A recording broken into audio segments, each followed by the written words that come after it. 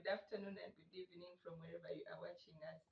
We are back with the Teen Lens series that I'm co-hosting with Jerry. We are hosting Jerry because he's here to tell us, to show us the mind of the teenager of this generation, their heart, how they think, what they would want us to do for them.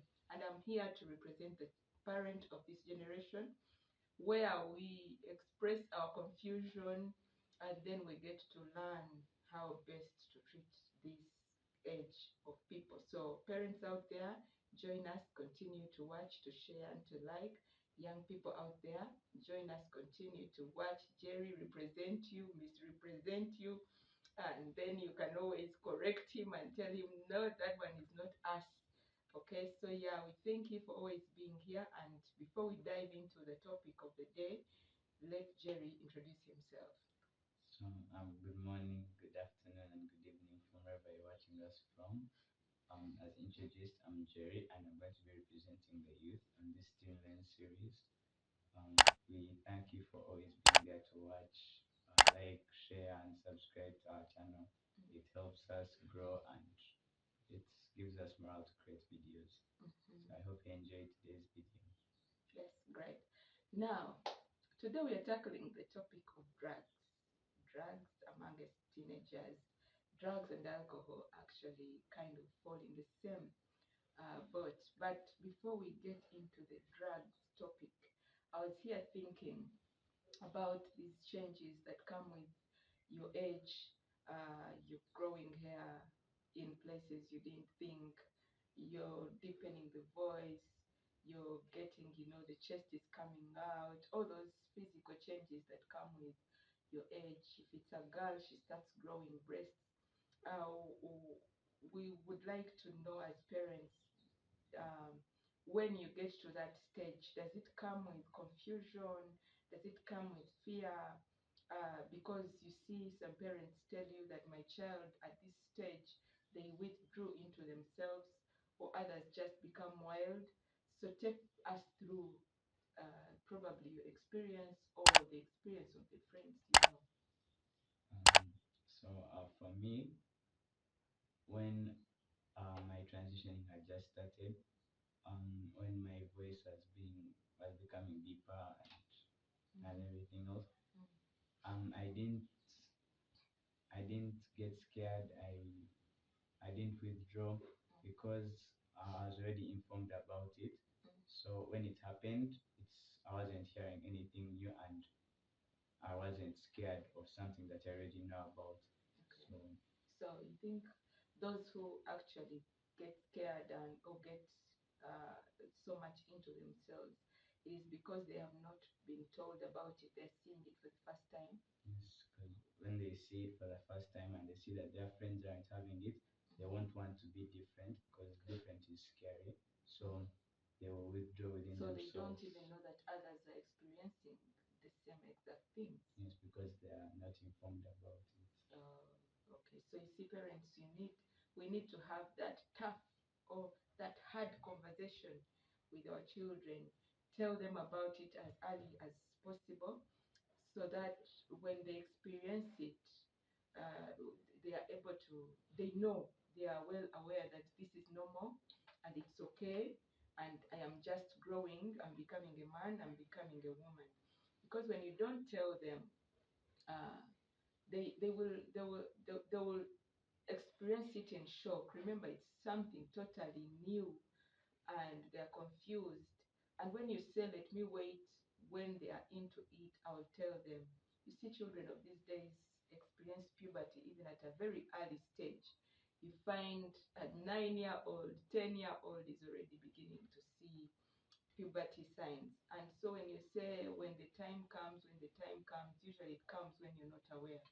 So it is better, I think, we always discuss with them. They hear it from us, and we prepare them well enough, right? Yes. Yeah.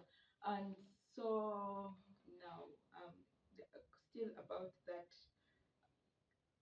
sudden awareness of of growth. Sometimes you find the child we find you become, I don't know how to call it, you find all of a sudden you want to be treated differently. You want your privacy all of a sudden. You are aware, because for us as parents, we still see our babies. Even when you're growing, for us, you're seeing a baby, we are seeing a child. So you find, all of a sudden you want to be talked to differently, you want to be scolded differently, you want to be treated differently. So how can we know when to treat you like that, and how do we go about those very changes that come along? In my opinion, I would think that this sudden urge of wanting to be treated differently, it comes as a result from maybe their peers, because maybe the child has just gone into that transitioning stage. Then when they go to talk about something they normally would talk about when they're still younger with their friends will tell them, "Ah, man, those things are for kids." So now when they get to know the sense of difference between things that are for kids and things that aren't for kids, they'll want to discover more of what isn't for kids. So when you treat them the way you've been treating them, that's when they are younger, they'll refer that you're still treating me like a kid, and so on and so forth. So that's how it comes about. Then um, at what stage should parents get to know when to stop treating their children like that? For me personally, I would think when the child gets that sense of responsibility is when they should stop being treated like that. But until they They show haven't, signs they are responsible enough. yes. So if they haven't, they should still be treated like that, because if you treat them like adults when they are still acting like children, it will bring about conflict.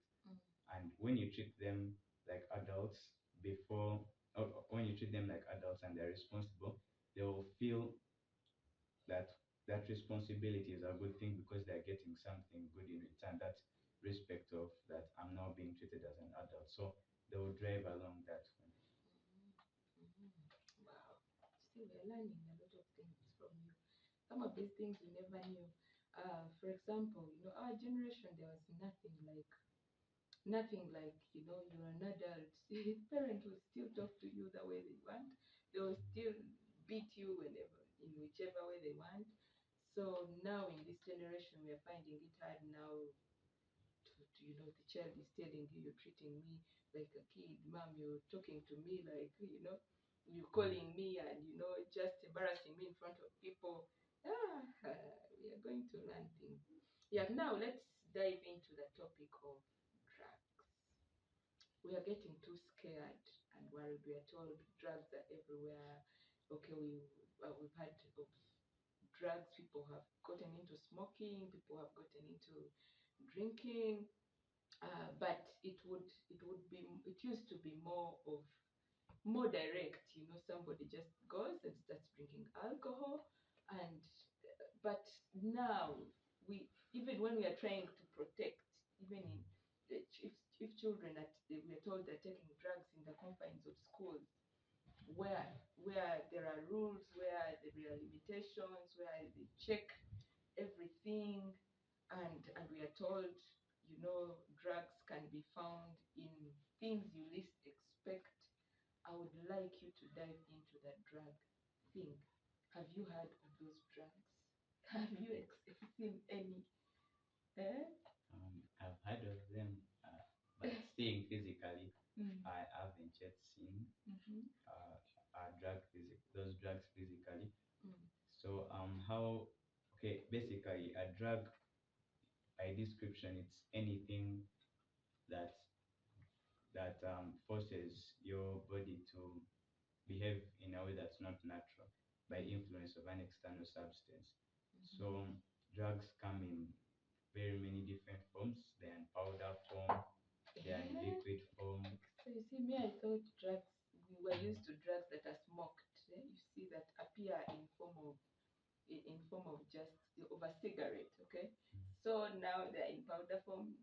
They're in powder form, Uh-huh. they're in liquid form, like and some of them are even everyday substances that we use. So Like what? glue is a drug. This Glue. office glue. It's a drug. Yes. Used for how? Like they okay, I'm not really sure. I remember they told us that glue is a drug. I think you either sniff it or something like that. Office glue. Yes. This one that Doesn't comes it in a burn? white container. Doesn't it burn? I think. Intake Mm. of it. Hey. Uh-huh.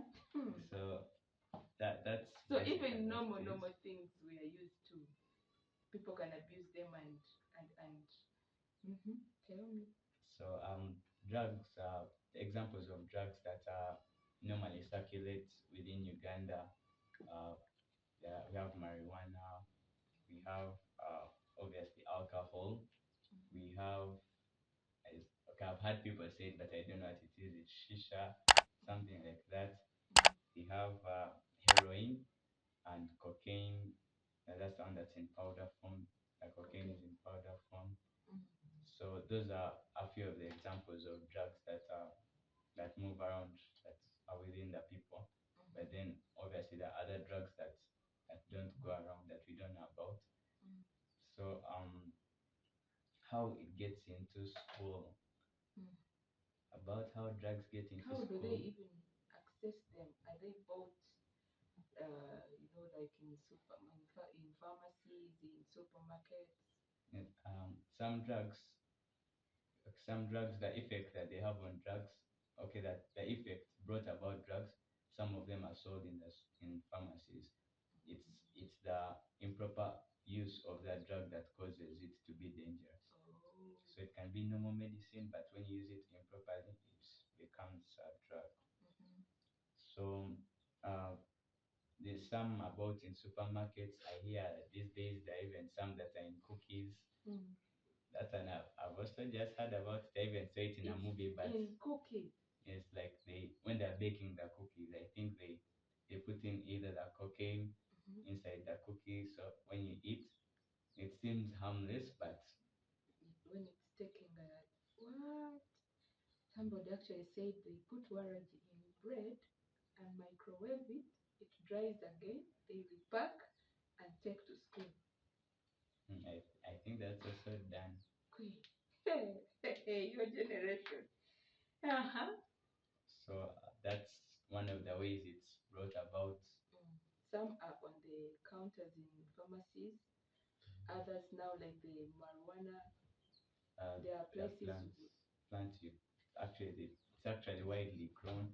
That there's this, I don't know if it's a misconception or it's true, that when you plant it around your home, like snakes won't come around your home. So when people plant it there, someone can just come and pick a leaf or two, then go and chew.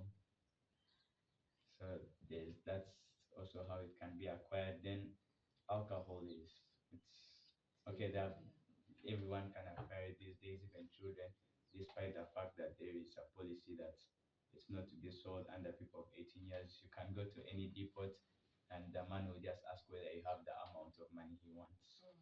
I say the parents have sent me or anything. What? And so how do those drugs get into schools? Schools that are as tough as they check all the time. They How do those vices enter the schools? Um, how some drugs get into school, it's normally struggling effort of the students themselves to take it inside. For example, um, what I know about, when in one of my former secondary schools, is that we used to take mattresses. So someone would, because they don't check the mattress, they just ask whether you have it, then you put it aside, then it's your case that they check. So within that form part of the mattress, he would put in as many kilos of cocaine as he could, so that he could not only take but also sell at school. In the mattress. Yes, within that form part of the mattress. Warden, take note of that. So there's that.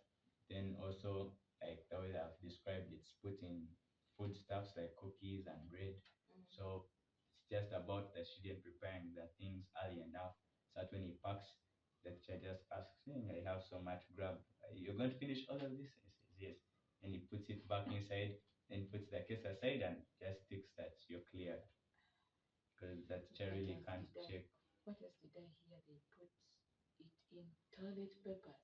Is that I hear that you can put it within a toilet paper. Okay, toilet paper normally comes when it's sealed within that cavera, so that child can remove that vera and then put in like maybe a paper that has the powdered drugs, then seals it back afresh, and then you think that it's just new from the supermarket.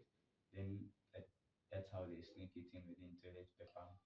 Then there's also like some liquid form of drugs. Some of them appear colorless, like basic ethanol. It looks exactly like water. So someone can come that they bought for me a carton of water. I have it's just normal water, and the teacher can't say I'm going to taste the water and then I see whether it's water because number one, they change it and put it in the bottle. Yeah, they remove the water, then they put in the maybe waraji, then they close and they put it back inside. And the teacher can't check because number one, that will be to make him look unprofessional as a teacher. That besides, they are not suspecting. Yes. They don't think, oh my god. So that's some of the ways it gets into school, and okay, the effect that it has on students is that makes them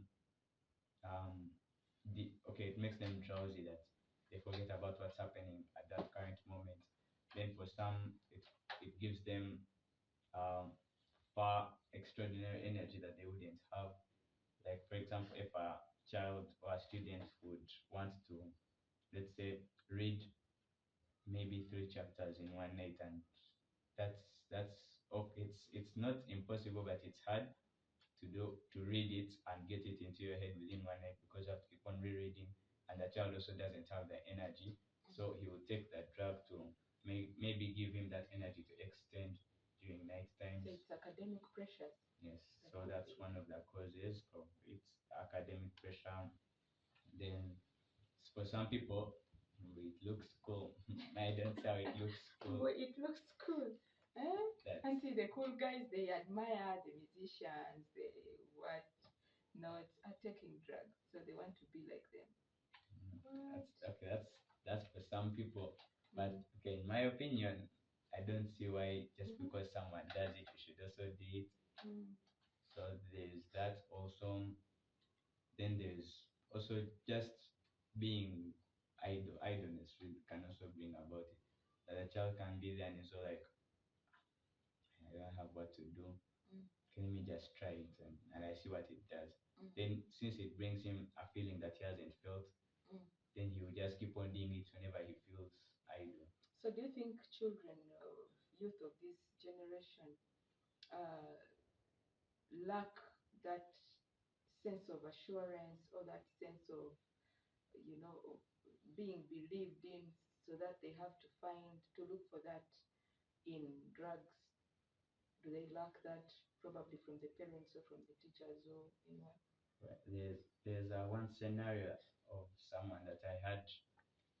He had so much passion to do a certain combination, I think, and his parents had different thoughts. He wanted to do, is it art subjects? Then his parent was like, "You're going to do PEM and PCM, and you're going to become an engineer. You have to do it by force, or else you pay your own fees. Then you do the arts that you want." Then the boy had no option, so he did what the parent was doing. Then number one, he wasn't performing well in the subject, but the parent was still forcing him, and that would lead him to have to repeat the class in order to get the principal pass to go to a university. So number one, forcing the child to do something they don't want brings about some stress and mental issues. Then also stopping the child from pursuing what they want to pursue. It makes them feel like if even what I want to do, my friend doesn't want me to do it, then now I'm not good. I'm not going to be good at what I can do in this world. So I'm going to. Now, let me just bury myself in the drugs. What? Any more points on what could be causing? Because you see, they put in a lot of effort the effort is too much, it is shocking. Uh, so, any other that could be causing, making children, putting all this kind of effort, risking themselves, putting a lot of knowledge in this preparation. It is so overwhelming and shocking. Yeah. So okay, I think another issue or another cause of why students will do this is also academic pressure from maybe their peers. So the academic pressure from parents and fellow students would, okay, for a student who feels concerned about himself will say that I have to do all that it takes to make sure that I at least perform better, because they'll take maybe a bad report home and the like he'll get negative comments from his friends like this guy can't even do anything right, even raising the minimum average.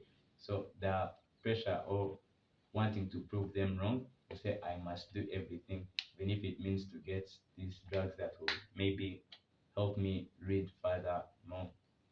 Then they will do all that, and they won't feel any that it's wrong to that what I'm doing is wrong. They'll feel that I must accomplish what I want to accomplish. Then they will do all that. That is serious. When it comes to drugs, I feel numb hearing all this information that is taking place. And now, at what point do these students take these things? Because most schools have cameras, other schools have meals prepared in the dining, and everything is done on time and monitored. So I wonder, when do these things happen? When and unnoticed, happening unnoticed. I think for a chance for these things to be happen unnoticed is like that time during personal administration. The guy can pretend that yeah, man, I'm just maybe eating my grub. It is eating that cookie that has cocaine in it. Or and another way, for example, that's those ones that are put within that toilet paper. As I'm going to the show to go, then it A goes what? to the show. That's true. It's a toilet. Eh? So I'm going to And some of this, this language, you hear the slang. I'm going to the toilet to help myself. Then Mm. as he's there, that's when he uses the drugs. Then maybe he stays out for some time, that maybe it wears off, or maybe the smell of him isn't giving off, that is not found. Then he comes out when he's done. So that's one way they can do it unmonitored. Or sometimes they even work hand in hand with the security personnel. Then they say that you just They take, pay them. yes, that I'm going to be doing this and this and this. Maybe you don't tell anyone or you help me cover up. Then the security personnel accepts, and that's how they do it.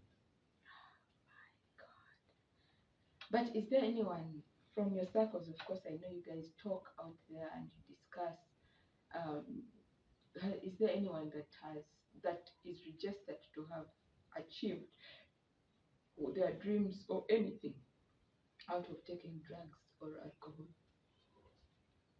Within my circles and okay, among the people I Not a talk young to, person, even if it is internationally or. okay, within the people who I talk to, um, okay, whoever is successful and they have that aspect of maybe taking drugs, um, they won't keep that success if they keep on taking the drugs. When they realize that they want to keep on being successful, at some point they cut that off out of their daily plans. So I don't know of anyone, and we haven't maybe spoken of anyone who is successful through that. They might be there, but me, I'm not informed of any. Yeah, because sometimes, because yeah, that drug, first of all, those drugs take control of your life over time. They take control of your life, and then with time, you cannot do you cannot do anything. Okay, it controls you. It starts demanding.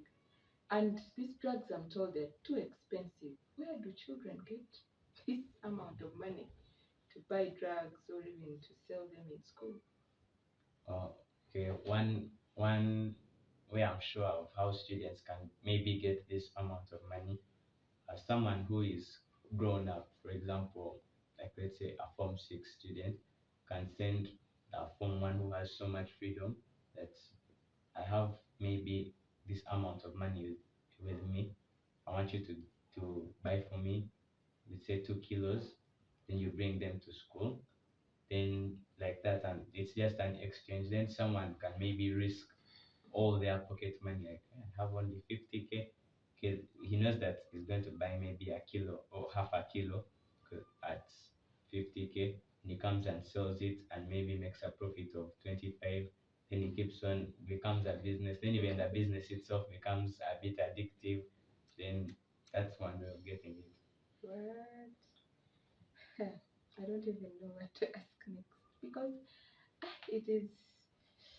So what? How can we, uh, people of this generation, the parent or even the child of your age in this generation, avoid being taken over by that kind of behavior? Um, the parents, what can they do for their children to We give maybe? them lesser pocket money. Should we reduce on? Because when you have a lot of money, you want to try out everything. No, that's not one way of Children doing these it. days, I'm told they take millions of money in school. What? Yeah, some people Given are by their given that parents. much. Some people are given that much. They go and deposit it, or they don't leave it to the child. They just deposit it at the bursar so that the child can go and get a restricted amount whenever they want. But They give them a restricted amount. yes, that amount that you can withdraw every now and then.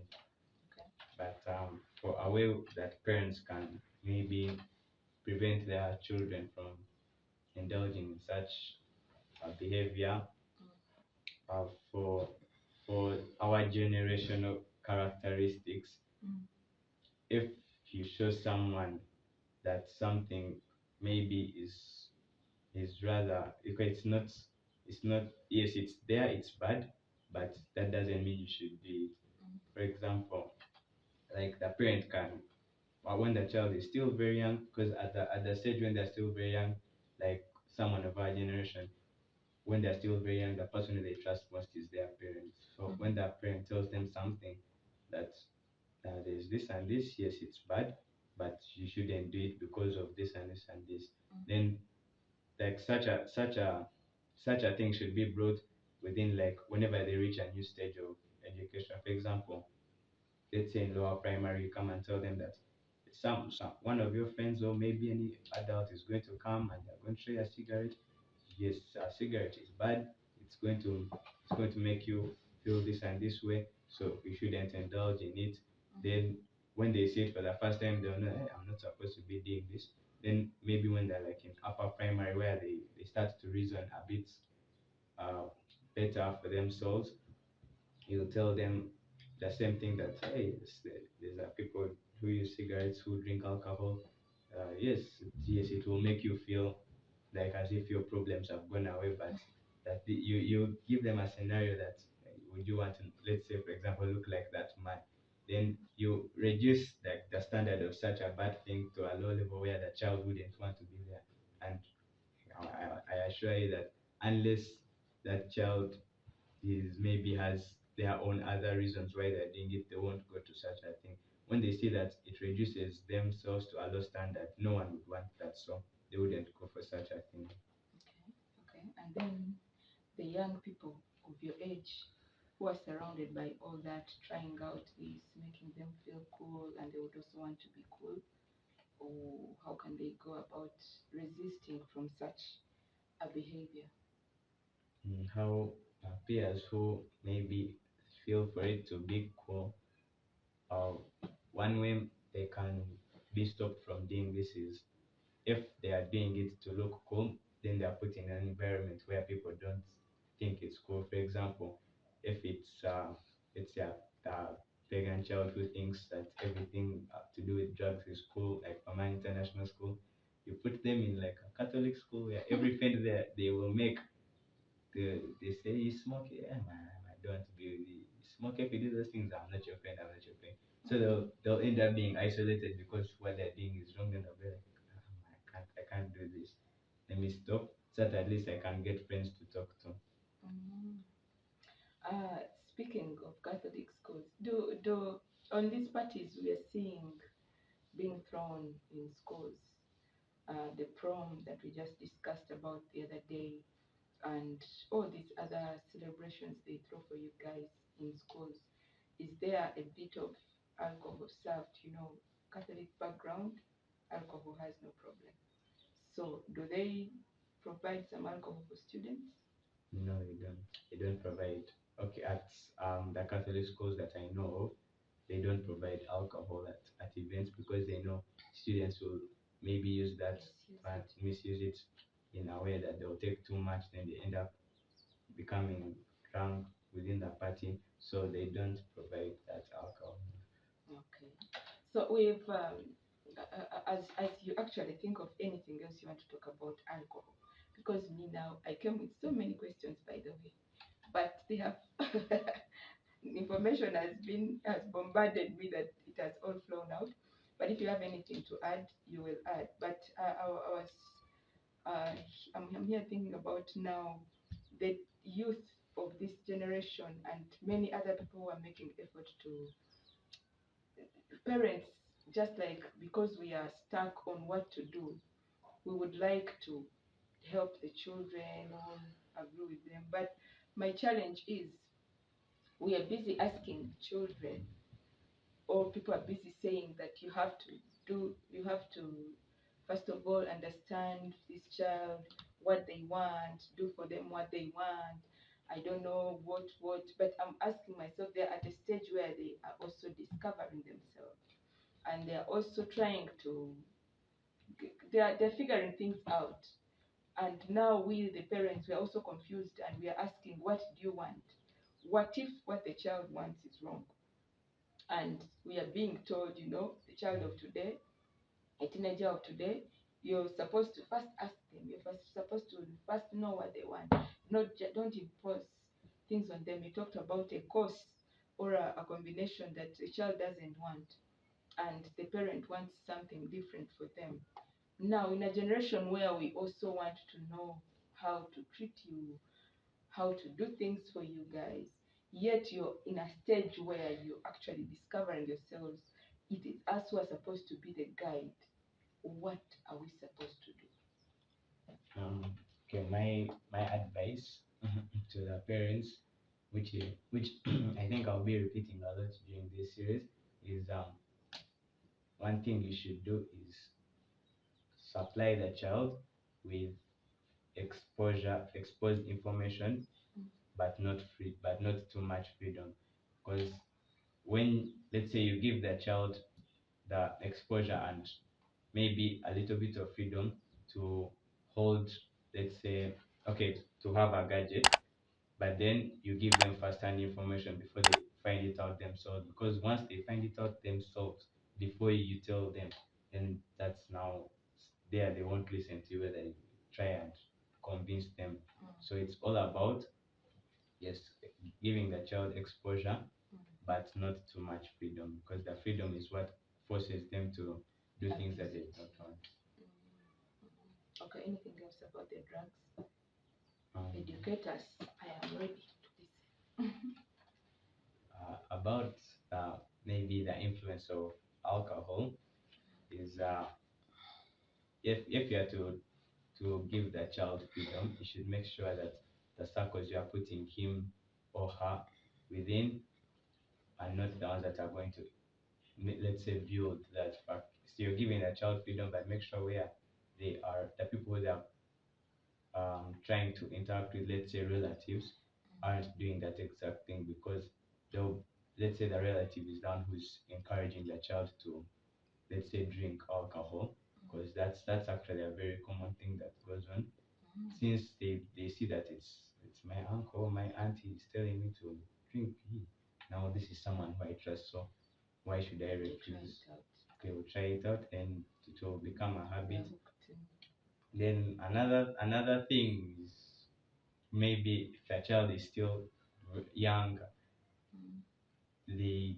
they should get to, maybe, okay, they should try it out for them. So okay, there's this thing of let's say there's a hot kettle there, then the child is going to touch it. You let them touch it, they get burnt, then they'll never go back to it again. So maybe they you okay, give them the ones that are disgusting to test. Then they'll when they test it at a young age, when they're still trying to comprehend things, when they grow up, even if they're like at a teenage age, they'll be that thing it's disgusting, it tastes bad. Even if you tell me what, I can't put it in my mouth again. So that's one way of building it. They test. Mm-hmm. Yes, that's my view on it. Okay. Is that it? So Yes.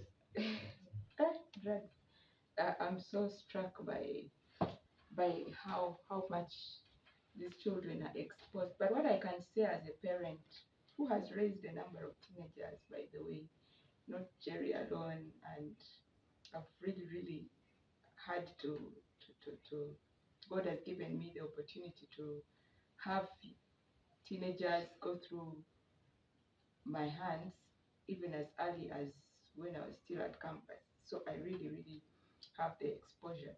But one thing I can say about raising a teen of this generation, you just need, okay, we learn all the time, we're always learning, but there is where you need to, to, to, to lay the boundaries where they can't go beyond, and then also where you can give them some freedom or a chance to also explore, just like how Jerry has said.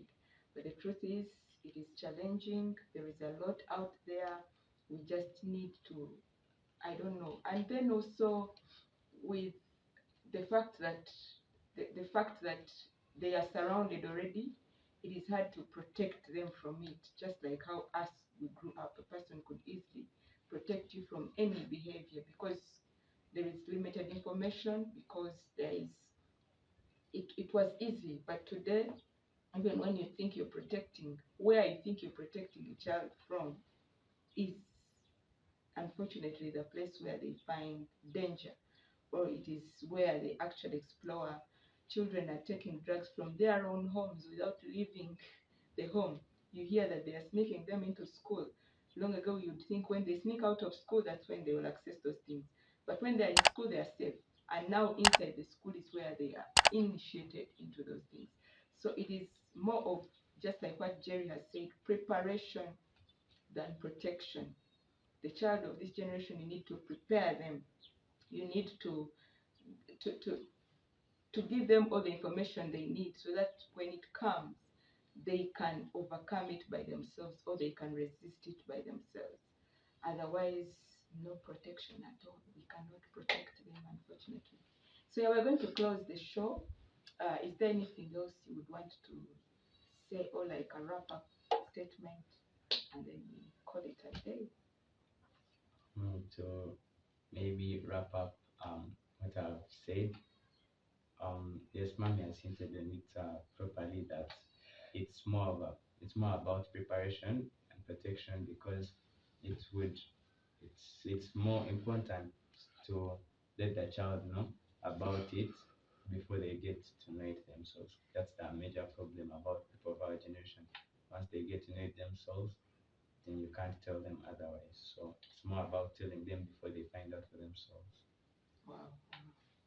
Okay, so it's a wrap for today. We had a lot to learn together. If there is any topic you would want us to tackle, me and Jerry, as he's still in holidays, you can share it in the comment section so that we can go research, go prepare, and teach each other and tackle whatever it is. Then we so that we can together we can inspire today's generation, and then together we can have a toxic free generation. Yeah, it's a wrap. It's been Naomi and Jerry. for Teen Lens. See you next time, and bye bye.